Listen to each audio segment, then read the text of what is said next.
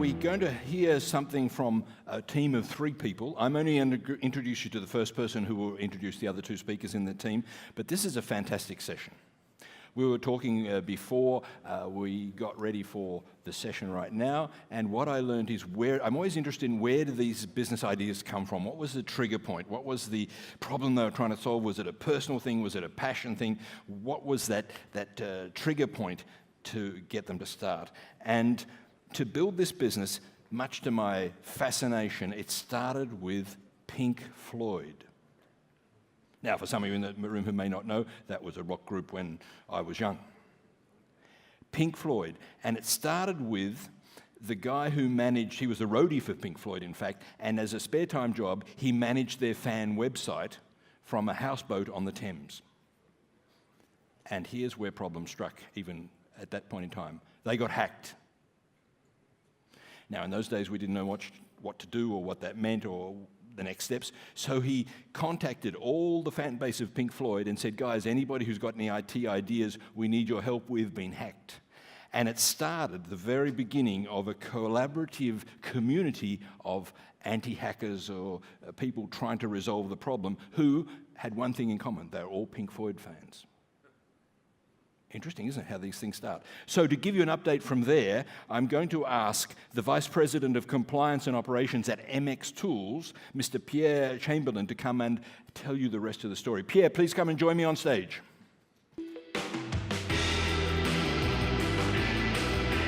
Pierre Chamberland. Thank you. If you can get Carl to come in. Hi, everybody. Any Pink Floyd fans in the room? Okay, we got a couple of you out there. Good.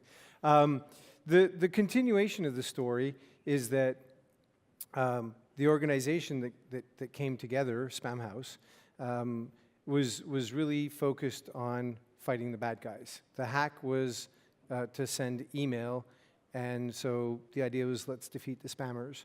And that was about 20 years ago.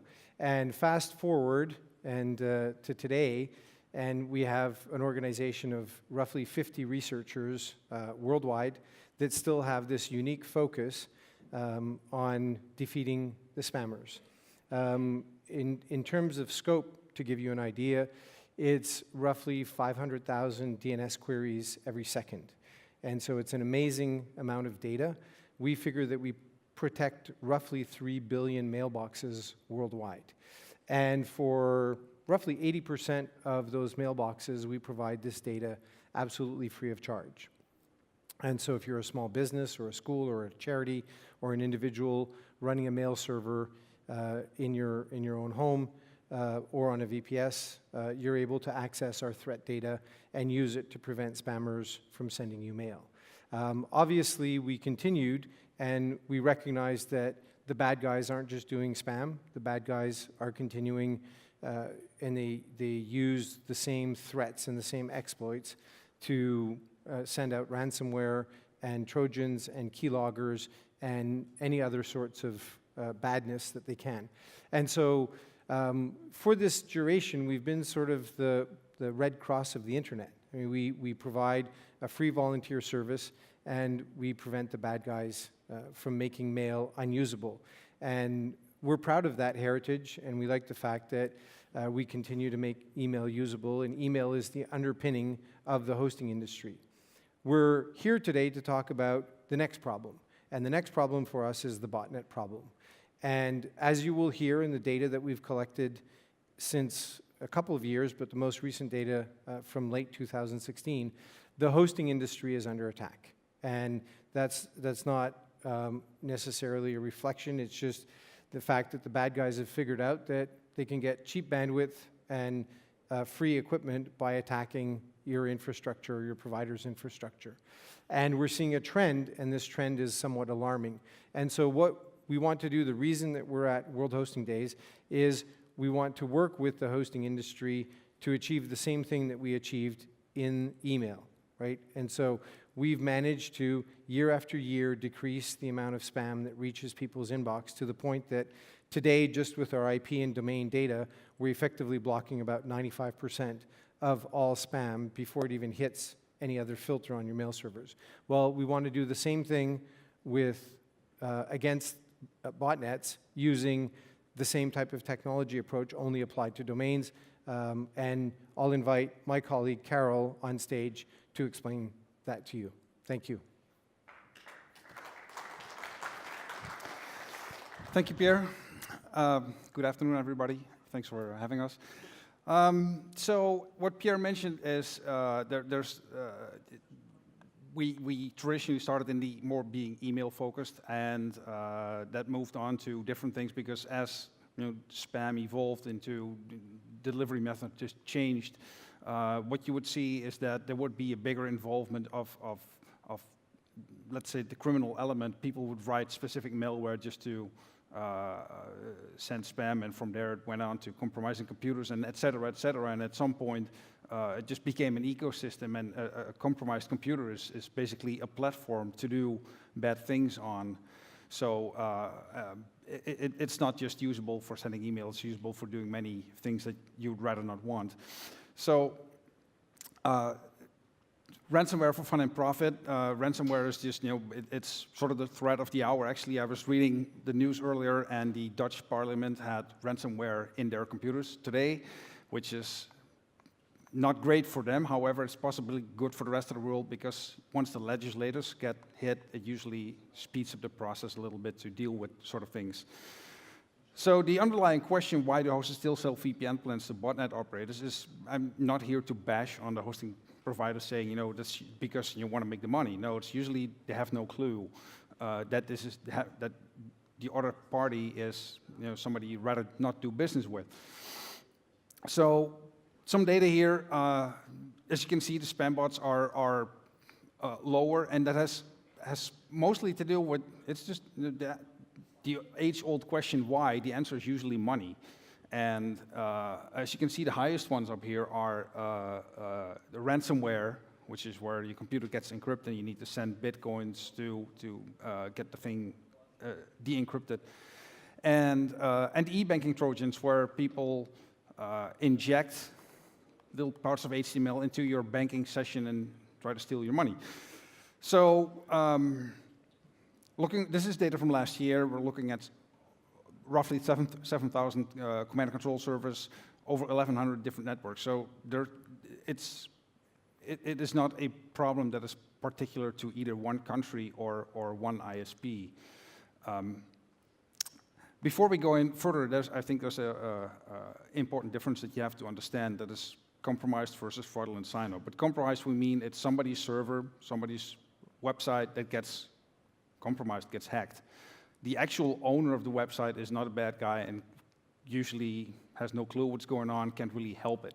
Fraudulent sign-up is where we say, okay, this is a bad actor who is knowingly signing up for a service, a VPS, a shared hosting, whatever, a dedicated server, with the full intent of abusing it to do bad things. Important difference. So if you then look where is this stuff? Well, people say, oh yeah, it's in Eastern Europe, or it's in Russia, or somewhere far away, on sort of not touchable to either law enforcement or the rest of the industry. That's not always true. I mean, there's a lot of stuff is in places that are very much on the forefront of having good internet technology, and you can't really say that people in the US don't know this new internet thing or something. So what you can see here, and the print for the table is probably a little bit too small, but you'll see here that there's quite a big correlation with some of the biggest ISPs out there, biggest hosting providers out there. And why is that? Well, they usually offer good service and good value for money, and this doesn't only apply to regular customers. Also, criminals may find that the service package of one of these companies is actually pretty good. Also, one of the other things is that the bigger parties usually have automated provisioning. So you go to the website, you sign up, and like minutes later, you can go. You have whatever you ordered.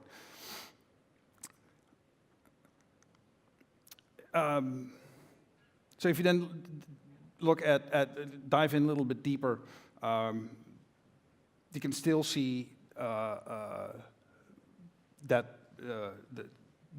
On top are still big providers like OVH and Hetzner are big places. It's not those are not small places. But there's also a couple in there that, if you look at just how is it per provider, that shouldn't be in there probably, because maybe they get targeted a lot more. Maybe their fraud detection is not so good. So that's probably an interesting thing to look at. Now, one of the things that's going on in the industry, and this is more like if you take a broader look at anything internet and security related, is that the laws in general are not up to speed to deal with these sort of issues. However, it's getting there, and like I said, the example of the ransomware in the Dutch parliament this morning, that will definitely help things along. And either you get, as an industry, I always say that when I talk to hosting people, say and luckily many other hosting like organizations think alike, saying either you fix it yourself, or if you don't do it, the problem will get out of hand, and then some government, whatever country you're in, the government will probably step in and say, we think there are too many problems in your area, and we will come up with regulation. And depending on how you look at things, I usually think, if you regulate it yourself, you're probably better off than having somebody external, a government, step in and say, okay, we're going to come up with all these rules that you have to live by. So that is basically why there's a lot of industry working groups. One of the things that I attend regularly is the MOG organization, Messaging Anti-Abuse Working Group, who has basically got together to come up with processes and ways to fix stuff themselves, so they don't have to deal with the government stepping in and trying to fix things for them. So a lot of these things, a lot of the bad stuff that we're talking about on a day-to-day basis is can actually be relatively easy stopped at what I always say, we can stop it at the front door. And the ones that I'm mentioning on here are, to me, sort of, these are this is, stopping malicious signups 101. Of course, you need to have a good AUP, because that'll be the legal basis to say, okay, I'm going to get rid of this customer. Of course, you're going to verify user information. If somebody signs up with 1600 Pennsylvania Avenue, it's probably not actually Trump himself wanting hosting at your company. And there are plenty of good fraud and detection scoring systems out there that can help you deal with suspicious signups. However, there's a couple of things that for some people are they're less obvious to do.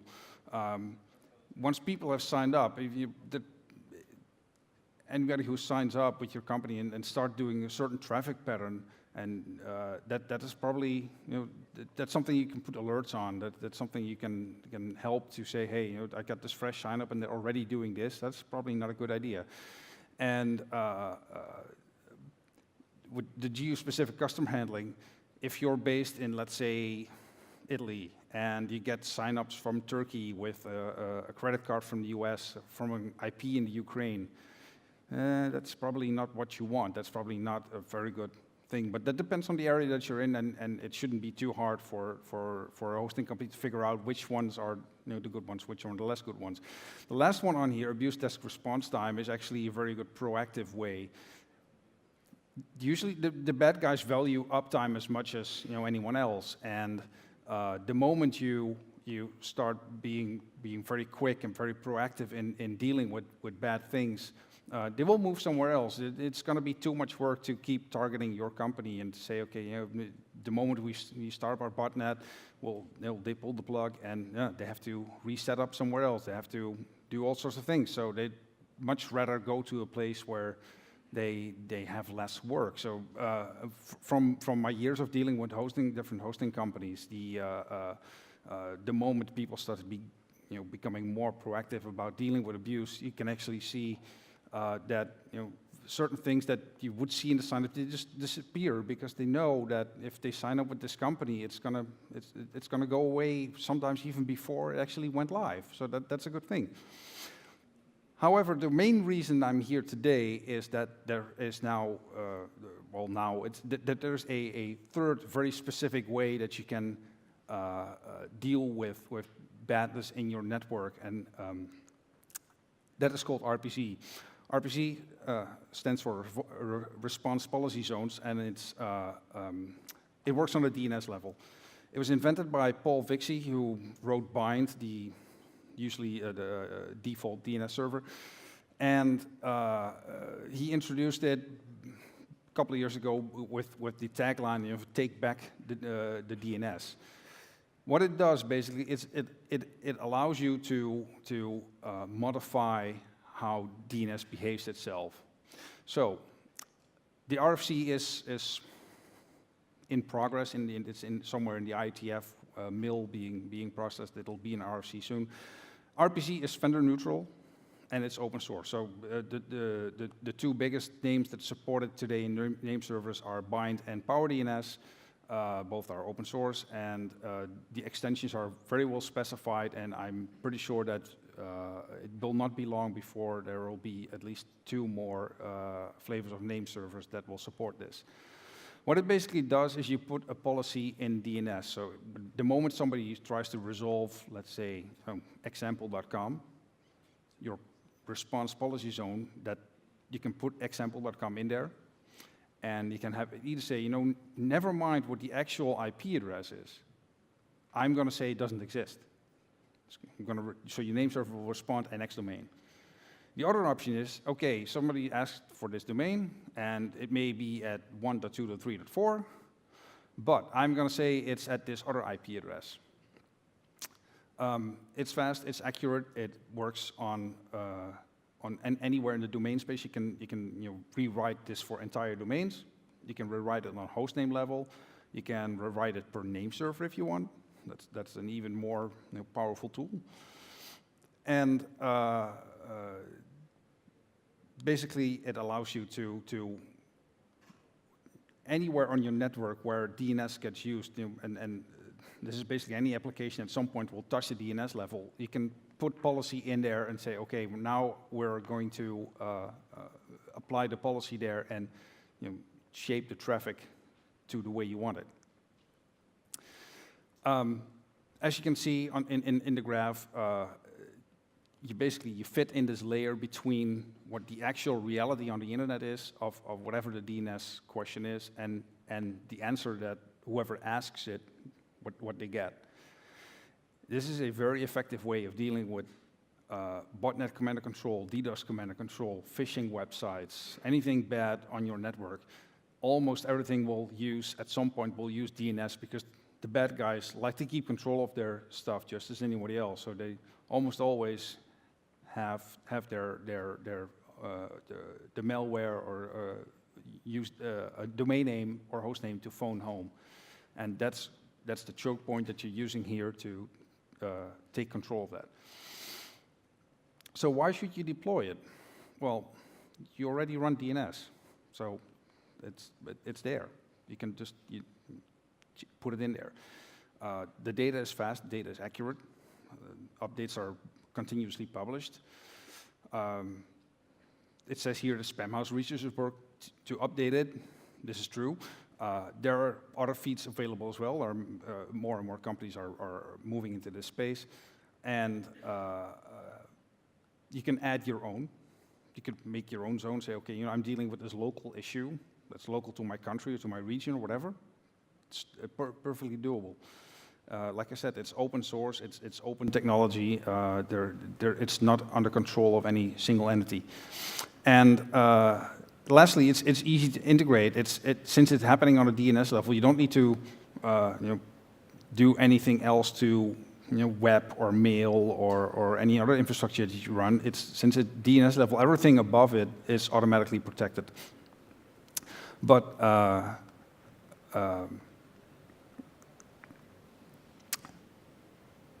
instead of believing me, I think what we really should do is listen to Matt Stiff from Rackspace, who's here, and because they implemented this. Rackspace deployed RPZ on their hosting environment, and I think you're in a much better position to explain how well it worked than I am. Absolutely. Thank you. Yes, as Carol was saying, I'm Matt Stith. I work anti-abuse at Rackspace. So here we have some beautiful numbers for you, and I mean we could put a 1 on the front of that total RPZ hits, and it probably wouldn't mean too much for you. As I usually say when anybody comes to me with a number or says, you know, we did 1,000 of this, I always say, show me the graph. So we go to the graph here and we look at the policy hit list that happened for when we implemented RPZ. So we implemented RPZ around October 2016 on all of our data centers. We had done some slow rollouts before that and did some lessons learned, but we implemented this in October and saw a dramatic drop in incoming contacts from bad IPs, botnet CNCs, anything that's trying to just serve on bad things to our network. In addition, just the amount of domains dropped our complaint count. So we weren't seeing as much incoming complaints about some of our customers that were getting compromised by things that are now being blocked by RPZ. So we saw 30, maybe 40% drop in our complaint rates, and most of that was due to just that data not coming in and those guys not starting to do SSH attacks or do outbound DDoS. We actually saw a just significant drop. Like you can see, you can't even see what's down there on the screen, as it's just completely we cut it right off. So it helped us out so significantly, and we actually saw outbound DDoS issues decrease. Who that has a hosting company would love to see less outbound DDoS is happening from your compromised servers that are happening on your system? It's especially when you're in the Asia Pacific region, bandwidth is such a premium there. You're going to be paying so much money for these bandwidth overages, and some of your customers might just not want to pay their bill because they got themselves compromised, which, yes, that's against your terms, but if it's a gigantic customer, you don't want to lose that guy because they got compromised and raised you up a big bill. So that might just be a sunk cost for you. But just being able to stop that helped us out so much in the financial sense of customers that were on our system that were compromised not being able to send out that data. So a couple of things about the challenge of implementing RPZ. Bind's not perfect, but there's good things about PowerDNS is actually working on an implementation. Actually, they may be done, and there's work with Unbound also being used for RPZ. So there's going to be more things out there. When we first deployed, we didn't notify our customers. That was a terrible idea. There were a couple of customers on our system that we blocked a significant amount of their traffic. And yeah, they had bad customers on our system, but us not being able to warn somebody, hey, we're making these changes, you may see a big drop in your traffic. One of our customers, we dropped about 70% of their traffic in one data center.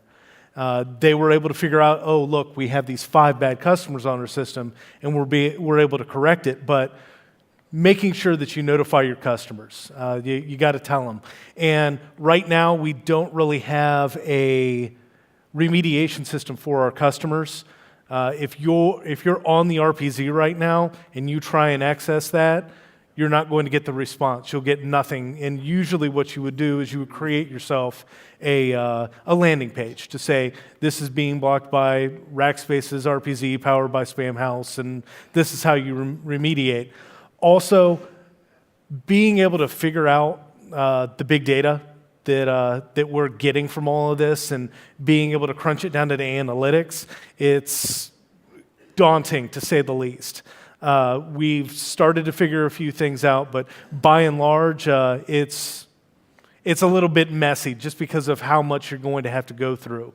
But you know, this technology is going to be better than what people are using today to block mail with IPs, because this is all living in DNS, and more people that deploy it throughout the world, there's going to be more adoption and better structure around how RPZs are implemented.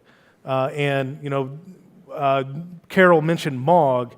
I also serve as the vice chairman there for their board, and we're trying to work towards getting a best practices for implementing RPZ on your network, so people aren't sitting there just wondering how to do it.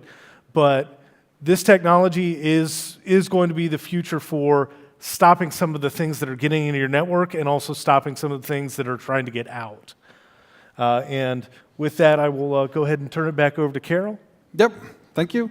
So yeah, but like what Matt said, obviously Matt is a strong believer in RPZ and SMI, and I think, like what Matt said, I think this is something we'll see a lot more about in the future, because you know, everything touches the DNS, and it's such an obvious place to build protection in that's not there right now. And because it is a open system, you're not vendor locked in, you do not need to use a specific piece of software or a specific vendor to get your data. This is, I think that's a really important aspect of you know, deploying this technology. And so I believe that this will help make not only the internet safer, but it will, you know, you as hosting companies, it will save you a lot of money. So with that, I think we're done. All right. Thank you. Guys, thank you so much. Thank you. We have a little bit of time. Are there any questions in the audience that you would like to take advantage of the opportunity to put them directly to our two colleagues here on stage with us at WHD.global? Who would like to ask the first question, or should I just choose a volunteer?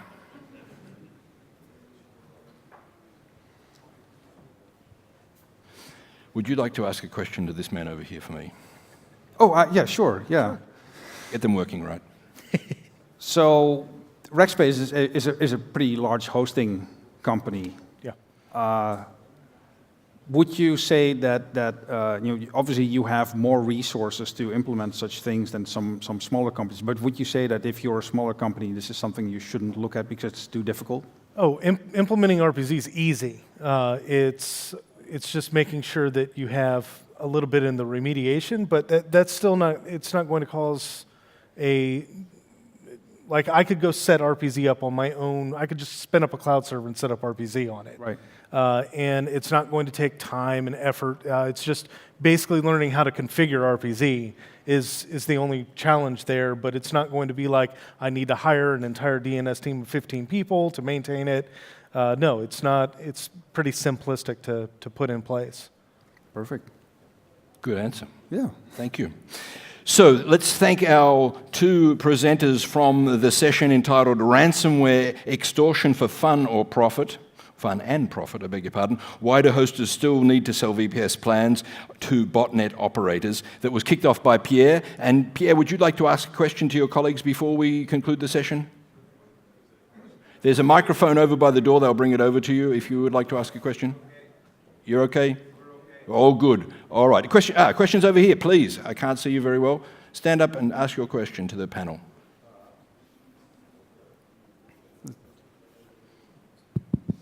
Yeah. Hi. You showed the exactly report with the hits amount of RPZ. So. Can we get back to that presentation? Sorry, what are you asking for? You want to go back on your slides? The slides with the graph. This can be done. Yes, we're going to go back right now. Yeah. This one? No. It was almost at the start when you showed the statistics Rackspace got after RPZ implementation. Well, actually, yeah, something like that. Tell us when to stop. No, back. Back. Back. Yeah, Let's go this one. the next one. Yeah, Right. total RPZ hits. So, as far as I know, RPZ is natively integrates to PowerDNS and bind. So, how did you calculate this amount? Does it have some kind of statistic reports, or you had to develop your own tools? We had to develop those ourselves. And if it's not a secret, how did you do that? I didn't build it, so I don't know exactly how it was done. I just know that the numbers are there and they're beautiful. Okay, thank you. Maybe I can help here. It was a lot of hard work. Yeah, I do know that at least Bind provides a pretty good logging feature, Yeah. but yeah, I mean, you need to take it from those logs and you know, put it in whatever reporting framework you like, but or build your own. But it does provide ways.